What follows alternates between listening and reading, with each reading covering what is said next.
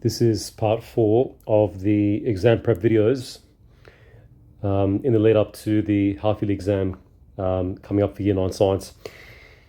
Chapter 12 continued.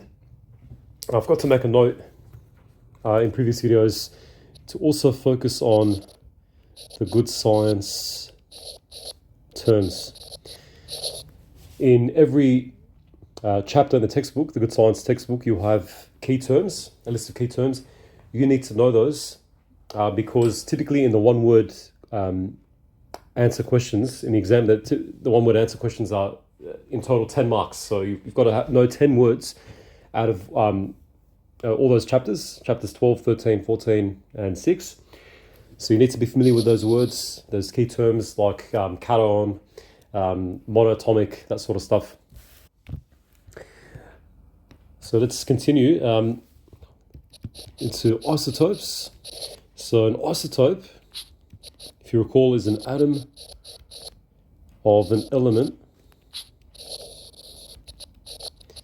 with the same number of protons or electrons but different number of neutrons. Isotopes pop up every single year. You need to know the definition. Okay, so let me illustrate with an example. Let's say hydrogen. Let's say they give you this. Now, these numbers by convention tell you the atomic mass. And it makes sense because hydrogen, isotopes of hydrogen, have all the same numbers of protons and electrons. So the atomic number is the same. It'll be 1 in each case. But they'll have different atomic masses. What does that mean? Well, the hydrogen that we're familiar with, this H1, has 1 proton and 1 electron. It's got 0 neutrons.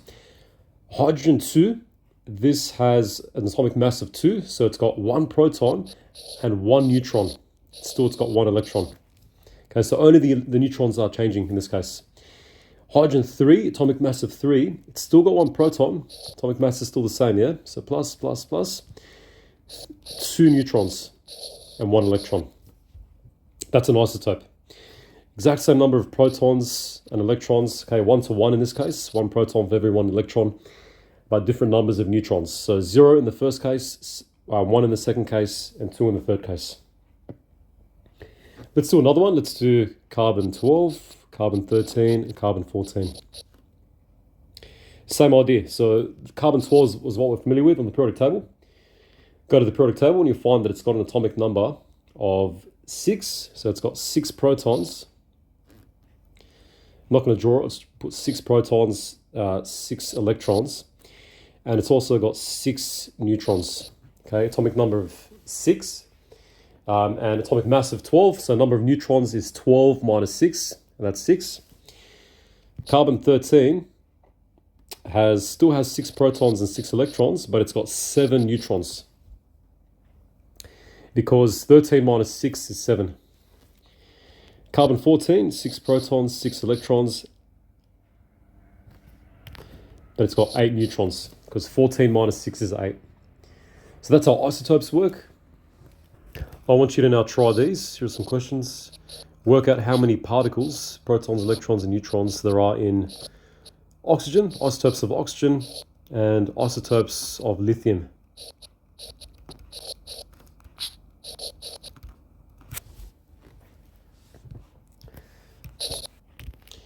Let's get into now atomic models. Now, the good news is with atomic models, so the models of the atom over time, you don't need to know dates. So dates, don't worry about those. Full names, it's important to know the names. Last name will be sufficient. Okay, last name, that's fine. And their main contribution, what they did, okay?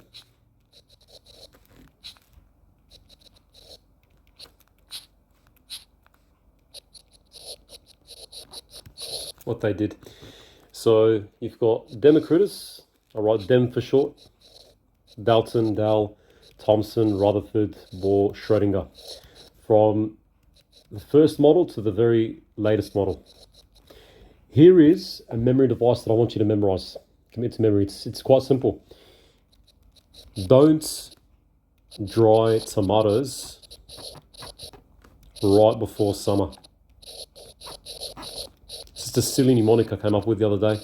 D for Democritus, D for Dalton, T for Thomson, R for Rutherford, B for Bohr, S for Schrodinger.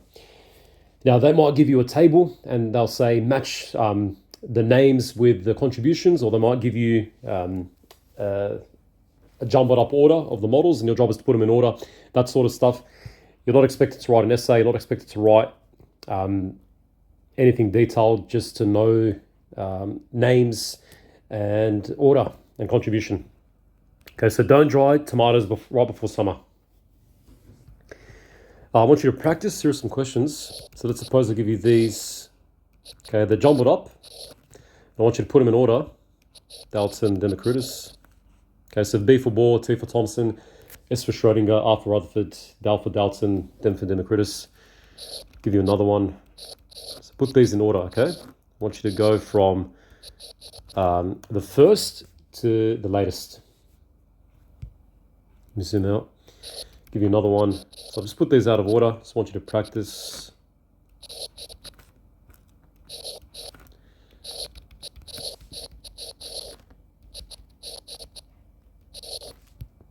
Okay, there you go.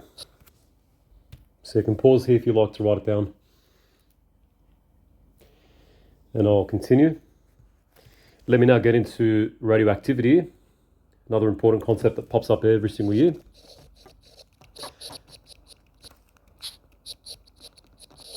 Okay, so to get radioactivity, you need a radioisotope. This is an unstable isotope that emits radiation. Radiation includes alpha, beta, and gamma. Okay, three main types of radiation. So you have an unstable nucleus, unstable isotope like oxygen-17, and that decays, it breaks down into another element. So you need to know these particles: alpha, beta, gamma. These are the first three Greek letters of the Greek alphabet. Squiggly A, squiggly B, squiggly gamma. An alpha particle is a helium nucleus. You won't be asked to define these, you'll just be asked to use these. So don't worry. But still, you should know what they are. Beta particle is a fast moving electron. And a gamma ray, it's not a particle, it's a ray, it's a high energy light ray.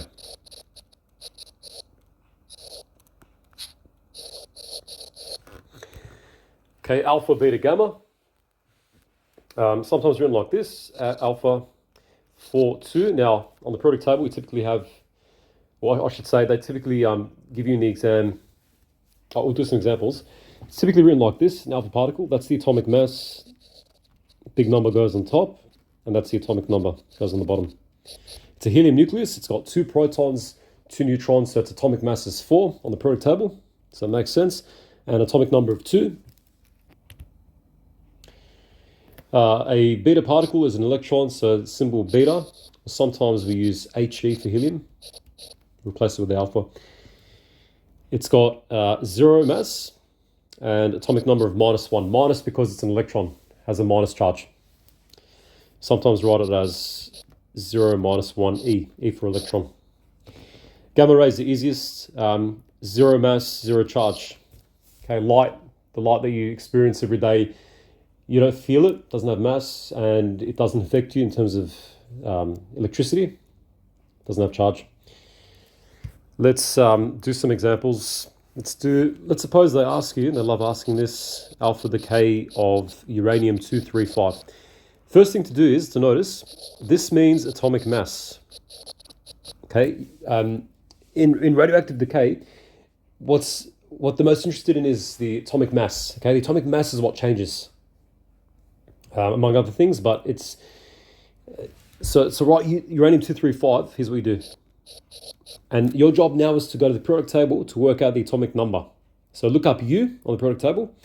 You find that it's got atomic number of 92. Write down 92. That's your first step.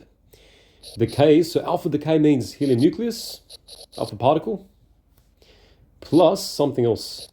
We need to find that something else. Now, 4 plus something is 235, that's 231. 2 plus something is 92, that's 90. Go to your periodic table, look up what element has atomic number of 90, that's thorium. Write down its symbol, TH, as it's shown on the periodic table.